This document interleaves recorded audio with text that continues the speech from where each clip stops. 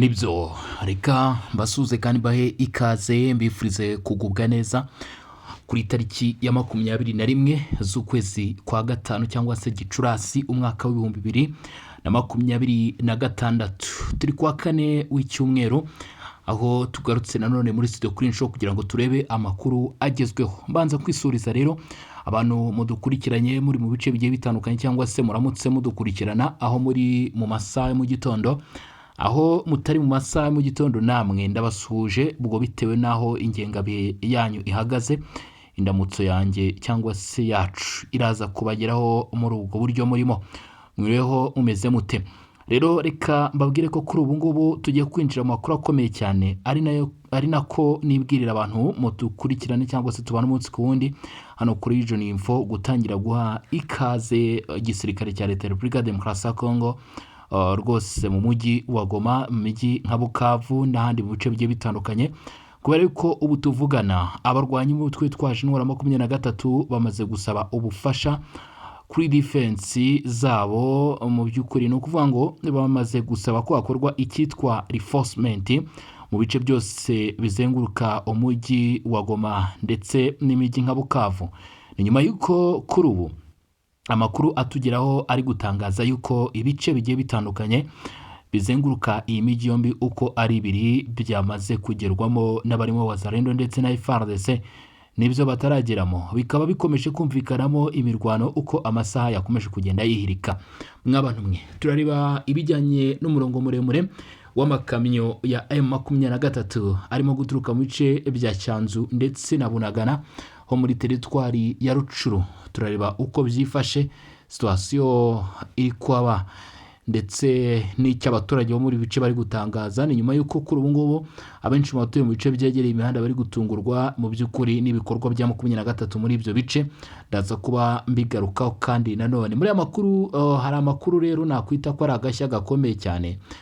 Abavukiye mu bice bigiye bitandukanye byo mu burasirazuba bwa Repubulika Demokarasi ya Kongo, ariko ibyo bice bavukiyemo bikaba byari biri mu kugenzurwa n'inyeshyamba z'umutwe wa 23 cyangwa se icyo gihe bikaba byari birimo kuyoborwa n'umutwe wa 23 ndetse yewe wamunuwe. Si byo gusa, bikaba nanone hari abasezeranye cyangwa se ababanye bazi ko babanye mu buryo bwemewe n'amategeko cyangwa se bazi ko abana banditswe mu irangamimerere, ariko ibyo bice bikaba kuri ubu byaramaze gusubira mu maboko ya leta.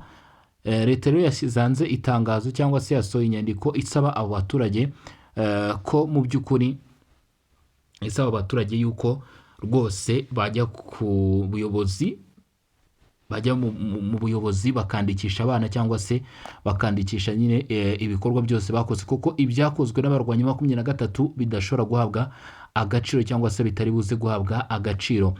Abaturage ba mbere batangiye kubwirwa mu by'ukuri ubwo butumwa harimo abo muri Rubero, nkuko amakuru ndimo kuyareba imbere yanjye rwose ngo abaturage ba Rubero basabwe ko bajya kwiyandikisha. Nabyo turaza kuba tubigarukaho 5 turanyarukira muri teritwari ya Masisi nyuma yuko mu by'ukuri Katoyi Centre yamaze kuba yabohorwa. Turanyarukira ku makuru ari kuvuga muri bice bya Ruke Centre, aho ngaho nanone turerekeza Masisi Centre turekeza Sake. Situation ihari ni iyihe? Turebe amakuru aramutse avugwa. Ntabwo navuga rero iby'aya makuru ngo ndeke kujya ku gice kimaze kwigarurwa muri groupement ya Ziraro ho muri teritwari ya Karehe n'abarwanyi ba Wazalendo mu masaha make yatambutse, kubera ko ntabwo arashira amasaha 28 ni masaha nimugora ku munsi w'ejo nibwo byamenyekanye. Ndamutse nkomeje ntakubwiye iby'aya makuru mbona ari kuvugwa mu Minembwe, ntabwo mu by'ukuri n'abandimo nkubwira amakuru ndaza kubikubwira. Ndetse muri localité ya Karingi ni mu gihe igisirikare cy'u Burundi kigambye guhanura drone y'abarwanyi mutwe wa 23, ariko bakaba bavuze ko ari mu izina ry'u Rwanda, ngo aribo bakomeje kohereza izo drone muri icyo gihugu ariko ngo zirimo kumanurwa. Turaza kuba tubigarukaho turebe uko byifashe. Hari itsinda ryitwa S64 Coalition Article 84.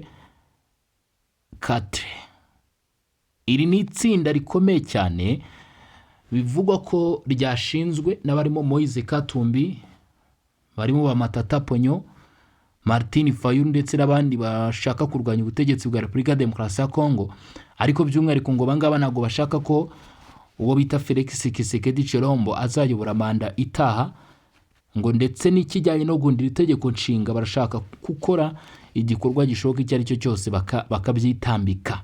Ntabwo bashaka ko itegeko nshinga rihindurwa, ngo uwo mushinga barashaka kubangamira ndetse no kuwutambamira. Mu magambo make turaza kuba tubigarukaho, turebe iyo coalition article 84 yashinzwe ni nyabaki, turaza nabyo kubigarukaho muri aya makuru yacu. Ariko tugufite n'ari makuru menshi agiye atandukanye, ngira ngo murabizi cyangwa se maze kuba mwabimenyera hano kuri Region Info ko tuba tubafitiye amakuru menshi cyane kabisa, abakomeje kugenda asohoka, amakuru abakomeje kugenda ajya ahagaragara mu bice bigiye bitandukanye. Ni mu gihe kandi nanone Patrick Muyaya yatanze ubutumwa bukomeye cyane ku bari mu mujyi wa Goma. Turaza kureba ubwo butumwa bujyanye n'iki cyangwa se bwagarukaga kuki, ndetse kandi nanone ni mu gihe abenshi batangiye kuvuga bati nyamara mwitegure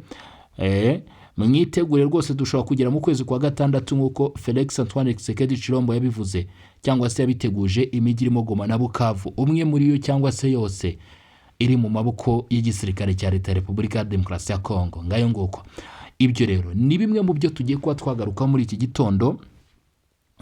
Impamvu nze ngo ni bimwe mu byo tugiye kugaruka nuko tuba tufite n'andi makuru menshi, ni mu minota mikeya, ariko tubasha kugira iki, tubasha kubihina tukabwira iby'ingenzi ku buryo uba ufite amakuru yose ahagije. Nk'abashaka kujya mu kazi cyangwa se abagiye kujya mu kazi, buri kintu icyo ari cyo cyose kiba kiri kujya mbere mubasha kugikurikirana mu minota mikeya mu buryo butarambiranye. Ntabwo ari ya makuru tuzana ngo tuyaganiremo cyangwa se tuyavugiremo ubundi ugende nta makuru ukuyemo kubera kubwo gukurura iminota, ahubwo hano turaza tukakubwira amakuru mu minota mikeya cyane ukaba ubashije kumenya uko byifashe. Reka rero nkubwire ko kubw'izo mpamvu ubundi niba ari ku nshuro ya mbere dukurikiranye wakabaye unakanda subscribe. Reka twinjiye mu makuru akomeye cyane kuri ubu ngubu.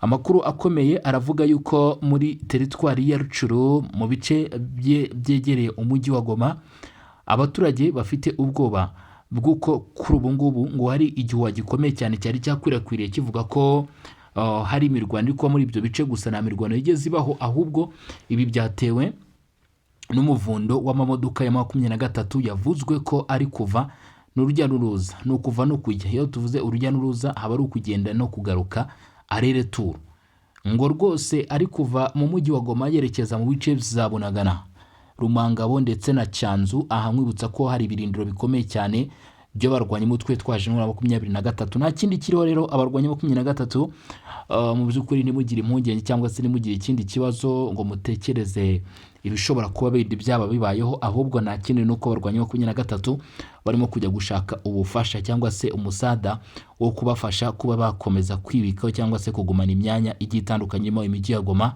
ndetse si Goma gusa n'utundi duce tugiye dutandukanye. Nukubera ko kuri ubu ngubu mu bindi bice nta hantu 23 bango rubero bakuye abasirikare ntago bari bahagije. Nta hantu 23 zandisigaranye gukura abasirikare bajya ku mirongo y'imbere ku rugamba bakajya guhangana, usibye kujya muri birindo bya Cyanzu ndetse n'angaza Rumangabo bagakuramo byibuze abasore bakeya bashoboka, bamaze byibuze guhabwa imyitozo mu gihe gito cyane bakerekezwa ku mirongo y'imbere ku rugamba. Niko biri kugenda, kubera ko ntago bari buze kujya muri Sud Kivu gukora y'abarwanyi, kandi naho mu by'ukuri n'abaherutse koherezwa bagera kuri 500 bamaze kubiyanga, kubera ko FARDC coalition ya Kinshasa yamaze kubataka mu nguni zose zishoboka. Bamaze kubataka mu nguni zose zishoboka. Ndaje ninjya muri Kivu y'Amajyepfo ndakubwira ibice byose biri kuberamo imirwano, wamuntu we nawe unyumvire nibe ya 23 ishobora kubasha kubona abasirikare bahagije urwo rugamba rwose. Rero kujya muri Kivu y'Amajyepfo ntiwibagize ko muri Kivu y'Amajyaruguru nta gace narone katari kuvugwa imirwano.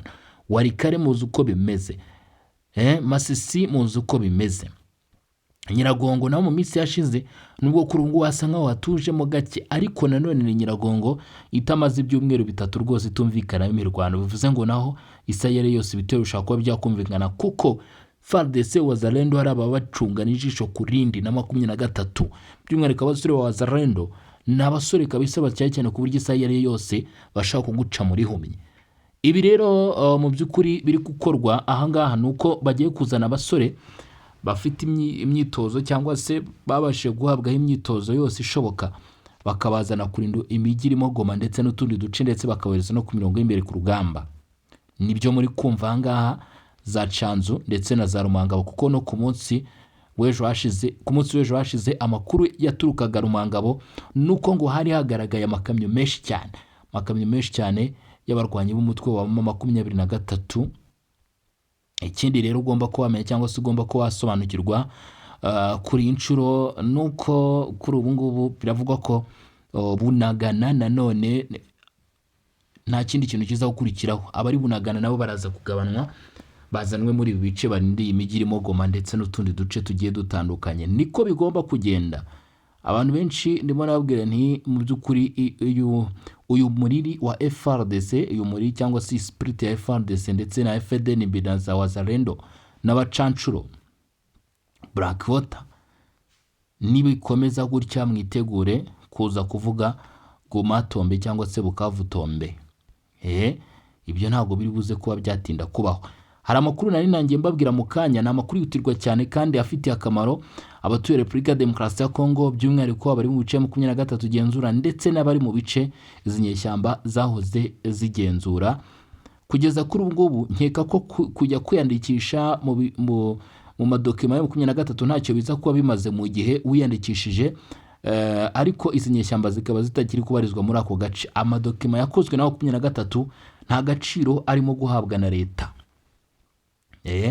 Nta gaciro arimo guhabwa na leta rwose nk'uko birimo kugaragara aha ngaha, kubera ko ubu tuvugana abaturage batuye mu gace ka Rubero, yaba abakoresheje ubukwe mariage, abashyingiranwe ndetse abashyingiye n'abashyingiranwe, yaba bavutse ariko bakavuka ibi bice biri mu maboko y'umutwe wa 23, basabwe ko niba mu by'ukuri bari bizeye ko biyandikisha kuba bariyandikishije ku buyobozi bwa 23 bitari buze guhabwa agaciro imbere ya leta. Basabwe rero gukora iki? Basabwe kongera kujya kwiyandikisha. Abavutse bakajya kwandikishwa, nyine ababyeyi bakajya kwandikisha abana bavutse, ndetse n'abasezeranye bakongera kujya kwiyandikisha, kuko baravuga ko ibyo bitari mu irangamimerere ya leta. Ubwo rero umuntu uziringira ngo yiyandikishije rwose ngo yandikishije kuri 23, izo dosiye zamaze guteshwa agaciro nk'uko birimo kuvugwa n'ubuyobozi ahangaha, by'umwihariko mu bice bya Kipese niho mbona amakuru arimo guturuka. Biravuga ko rero nta gaciro bifite, izo nyandiko nta gaciro namba zifite, mu by'ukuri ni no legal value, bivuze ngo nta gaciro, act have no legal value. Byose birimo byose nta gaciro bifite, nyine byambuwe agaciro. Ubwo sino muri Kipese honyine n'ahandi mu duce tugiye dutandukanye, mu byitegure ko mu by'ukuri izi nyeshyamba za 23 niziramuka zitakiri kubarizwa muri ibyo bice, muzajya rwose kwiyandikisha mu madokima ya guverinoma. Ubwo ndavuga ku bagize iki, ndavuga ku bavutse, ndavuga ku bashyingiranwe, babatijwe ndetse n'ibindi bigiye bitandukanye, ne byose bigiye bitandukanye, byose nuko nguko byifashe, nuko bimeze. Ubuyobozi bwa leta by'umwihariko hano muri teritwari ya Rubero bamaze gushyira hanze inyandiko cyangwa se bamaze gushyira hanze itangazo basobanura byose uko byifashe. Ari nayo mpamvu nanjye mbaje hano nkabibabwira kugira ngo mubimenye, kugira ngo mubyumve, mubisobanukirwe. Ntabwo rero mu by'ukuri nagenda nababwiye aya makuru y'imirwano, kubera ko amakuru y'imirwano ndabizi ko mama yategereje muri benshi. Tujya guhera muri teritwari ya Masisi, dukubita tumanuka twerekeza muri Kivu y'Amajyepfo. Munyemerere kuko ntabwo ndava hano muri Rucuru, ntabwo ndava hano muri Rubero muri Kivu y'Amajyaruguru ngo njye muri Karehe, njye muri Fizi, hanyuma ndangiza nze kugaruka muri Masisi. Ahubwo ikiza nuko nza gusoza ibyo muri Kivu y'Amajyaruguru, namara kubisoza nkerekeza ibyo muri Kivu y'Amajyepfo nabyo nkabikugezaho. Masisi rero ubu ngubu ni intsinzi ikomeye cyane, yaraye rwose mu bagize itsinda rya Wazalendo, FARDC ndetse FDNB n'abashyigikiye iri tsinda na Blackwater. Kubera ko amakuru mfite, Katoyi Centre yo byamaze kuba confirmed ko yabohowe Mitimingi, nuko ariko ntabwo ari byo byonyine gusa. Ubu tuvugana hari ibice bigera kuri 1 2 3 4 5, ibice bigera kuri 4. ibice 4 byamaze kongera kwigarurirwa ku itariki 20 Gicurasi 2026. ni ukuvuga ngo Wazalendo na FARDC na FDNB na Blackwater barimo gufata ibice nk'abafata amasuka. Umunsi ku wundi bari gutangaza ko bagiye bafata ibice bigiye bitandukanye. Nakubwiye ngo urugamba rwatangiye bundi bushya. Ubu tuvugana agace bita Ngururu, ako ni aka mbere. Agace bita Nkokwe, ako ni aka kabiri. Agace bita Kasheke, ako ni aka gatatu. Ndetse n'agace bita Muhahirwa ni aka kane. Utwo duce twaraye tubaye tombe, twaraye dufashwe nyuma yo gufata Katoyi ndetse na Mitimingi. Ndetse ntabwo byagarukiye aho. Nakubwiye ni urugamba rwatangiye bundi bushya nyuma yo gufata ahangaza Muhahirwa, Ngururu, Nkokwe, Kasheke. Biravugwa ko ngo Wazalendo na FARDC bahise bakomeza berekeza aho bita Ruke Centre, muri centre ya Ruke. Ntabwo bagakarikiye aho ngaho ngo wishimire intsinzi gusa, ahubwo bahise bakora icyo bita advance, kwa advancinga. Amakuru ahangaha aravuga ngo mu by'ukuri ni muri mu Cyongereza ngo advance toward Ruke Centre. Biba biri mu Cyongereza kabisa, tuba tugenda tubibabwira. Hanyuma rero ngo mu by'ukuri ngo abarwanyi benshi cyane bahise bafata iya mbere bakimara gufata utu duce kuri morale yo hejuru, nko kuzimya sitasiyo, biruka cyane berekeza Ruke Centre. Rwose ngo amakuru aravuga ko ngo utu duce twa Muhahirwa, Ngururu, Nkokwe na Kasheke ngo twaguyemo abarwanyi benshi cyane b'umutwe wa 23. Ariko abatangaza amakuru muri Repubulika ya Demokarasi ya Kongo ho barimo kutubwira ngo ni ingabo z'u Rwanda. Ngo bahatakarije ubuzima rwose cyane, niko barimo kuvuga muri ibyo bikorwa byo kugarura amahoro ndetse n'umutekano muri utu duce. Imirwano yatangiye mw'abantu mwe ntabwo yoroshye, kuko ibi bitero mw'abantu mwe biri no kumvikanamo za drone. Wazalendo iragira ikigakora ku cyombo, bagahita bohereza icyo bita drone, bakohereza drone. Twimanukire rero amakuru yihutirwa nanone kuri ubu ngubu muri teritwari ya Karehe. Ni inkuru yo kwishimira cyane kuri FARDC ndetse na Wazalendo, kubera ko bongeye kugira akandi gace naho baka 23. Ni nkubwira ngo ezi nyeshyamba ziri guhurika muri iyi minsi. Mu by'ukuri niko bimeze, kubera ko ntabwo wambwira ukuntu inyeshyamba ziri kwakwa uduce ku muvuduko ungana gutya. Uburyo ki igisirikare cya leta ya Kongo kirimo kubikoramo benshi byabatunguye, ariko nyine nuko bimeze. Nuko urugamba rumera, uratsindwa ugatsinda, uratsindwa cyangwa ugatsinda, uratsindwa cyangwa se ugatsinda, cyangwa ugatsinda cyangwa se ugatsindwa. Niko biba bimeze kabisa kuri front line. Twigiriye rero muri Kivu y'Amajyepfo, ngiye kukubwira iby'urugamba rukomeye cyane rurimo kumvikana ahangaha rwose muri teritwari ya Karehe, mbere ko nerekeza mu bice bya za Minembwe. Yego niko bimeze. Agace bita Tushunguti, centre ya Tushunguti yongeye kwigarurirwa, yongeye kugaruzwa. Ni centre yahoze igenzurwa na Wazalendo, FARDC. Iki gicero kiza gufatwa n'inyeshyamba z'umutwe wa 23. Biravuga ko coalition yose muri rusange hageze ihita yigarura aka gace ka Tushunguti mama we ko muri teritwari ya Karehe kaje gufatwa. Rero byabaye ryari? Byabaye kwa gatatu tariki 20 Gicurasi 2026. Ndetse biravuga ko naho ngo hari abasirikare benshi cyane koko ngo bahatakarije ubuzima muri operasiyo. Tushunguti yerere muri groupement ya Ziraro. Mutaza kugira ngo wenda nta handi aka gace kari, ni groupement ya Ziraro imaze iminsi numvikana imirwano. Niho abangaba rero baje gufatira rwose aka gace bakamboye inyeshyamba z'umutwe wa 23. Ndetse binavugwa ko rwose ngo kaguyemo abarwanyi benshi, ariko imibare ntabwo yigeze itangazwa, imibare ntiyatangajwe. Hanyuma mu yandi makuru akomeye cyane kuri ubu ngubu ndimo kubona imbere yanjye, biravuga ko ngo mu by'ukuri biravuga ko ngo FARDC, igisirikare cya leta ya Repubulika ya Demokarasi ya Kongo, ngo baba bamaze guhanura drone, mu by'ukuri baravuga ko ntabwo drone yahanuwe ahubwo drone ya FARDC imaze gushyira hanze itangazo mbona ryashyizweho umukono katurebe uwo bita Mongoba Marcus K Mongoba Lieutenant Colonel niwe washyize hanze itangazo ku wa 20 Gicurasi 2026 nibwo yashyize hanze itangazo. Ni itangazo yashyize hanze mu rurimi rw'igifaransa. Yavuze yuko rero lokalite zirimo Karingi ndetse na Mikenge by'umwihariko ku bitaro bikuru haje kugabwa rero igitero cya drone ngo cyakozwe n'abarwanyi umutwe witwaje wa 23 ndetse ngo iki gitero cya drone cyangije ibi bitaro ku buryo bugaragara. Hanyuma rero ngo ibi bitero bya drone uruhande rw'igisirikare cya Leta ya Repubulika ya Demokarasi ya Kongo bimaze kuvugwa na Mongoba Marcus K bakaba barimo kubyamagana. Ni itangazo yashyizwe hanze kuri uyu wa 20 ku munsi w'ejo, aho ubutumwa bwamenyeshejwe mu by'ukuri imiryango igiye itandukanye ndetse n'abayobozi bagiye batandukanye nk'uko birimo kuba byagaragara. Birimo kuba byagaragara rwose ko mu by'ukuri ubutumwa bwagiye bumenyeshwa abayobozi bagiye batandukanye cyangwa se imiryango igiye itandukanye n'isi muri rusange kuri ibyo bikorwa birimo kuvugwa aho ngaho muri utwo uduce mw'abantu mwe.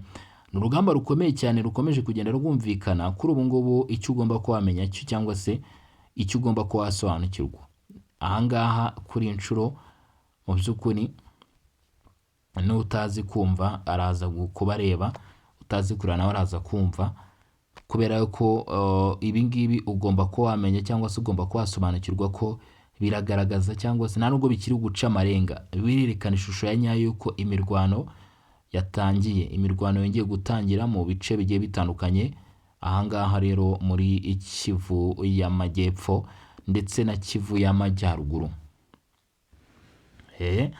Ibyo byo ugomba kuba wabimenya rero. Nuko rero bihagaze, nuko bihagaze muri Kivu y'Amajyepfo, nuko bihagaze muri Kivu y'Amajyaruguru. Ariko ntabwo nasokana muri studio nababwiye ihuriro rikomeye cyane ngo ryamaze kwishyira hanze. Yewe ngo bamaze kwishyira hanze rwose, bamaze kubyemeza, baridekara baravuga ati twebwe umugabo bita Felix Tshisekedi ntabwo dushaka ko aziyamamaza, ntabwo dushaka ko azayobora iki gihugu 2028. Agomba kuba yamaze kuva ku butegetsi, agomba kuba yamaze kuva ku butegetsi. Rero abangaba ngo bise Coalition Article 84 niko bise niko bise rwose, ngo bakaba bashaka gukora ibikorwa byose bibangamiye ivugururwa cyangwa se bizatuma hatabaho kuvugurura itegeko nshinga, ngo kubera ko bazi neza ko itegeko nshinga rya Repubulika ya Demokarasi ya Kongo riramuka rivuguruwe nta kindi kintu kizahita gikurikiraho nuko Felix Tshisekedi azahita abona amahirwe yo kongera kwiyamamaza, kubera ko ubu ngubu itegeko nshinga ririho rivuga ko umukuru w'igihugu agomba kwiyamamariza manda 2 zonyine gusa.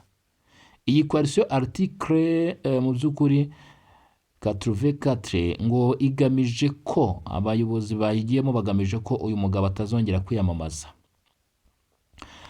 Ni ihuriro ry'abanyapolitike ushobora gusangamo bita Derse Senga nawe arimo, Martin Fayulu arimo, Moise Katumbi, Matata Ponyo muri Hangana, Matata Ponyo ndetse na Jean-Marc Kabundi. Abagabo bose barimo barashaka rwose ko ngo umukuru w'igihugu atazongera kwiyamamaza nk'uko birimo kugenda bigaragara hano.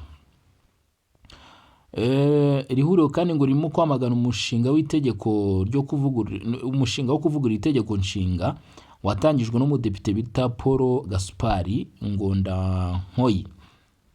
Ngo rwose ngo barashaka rwose ko uwo mushinga yatangije nawo upfubwa ntukorwe, kubera ko ngo nta kindi kintu waba ugamije. Mu itangazo rero ryasomwe na Nicolas Renga mu izina ry'abayobozi nyine biri huriro ryishyize hamwe, mu minsi batanze Perezida Felix Tshisekedi Chilombo asigaje ku butegetsi, ubu ngubu hasigaye 851, kubera ko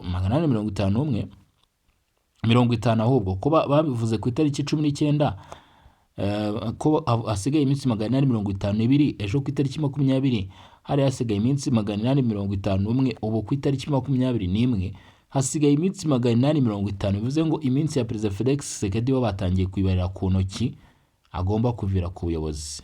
Ngayo nguko uwo nguwo ni umugambi bafite ngo kuba umukuru w'igihugu rwose manda ze zigomba kuba ebyiri ku mwaka wa 2028 akabareka nabo bakayobora bakagira itafari bashyiraho. Sinzi rero uko bizagenda cyangwa se uko biza kugenda, kubera ko dukurikije uko Felix Tshisekedi Tshilombo yagiye avuga cyangwa se ibyo yagiye atangaza, nawe agaragaza ko cyangwa se yagiye yerekana ko ari umukuru w'igihugu witeguye cyangwa se ufite mu by'ukuri imbaraga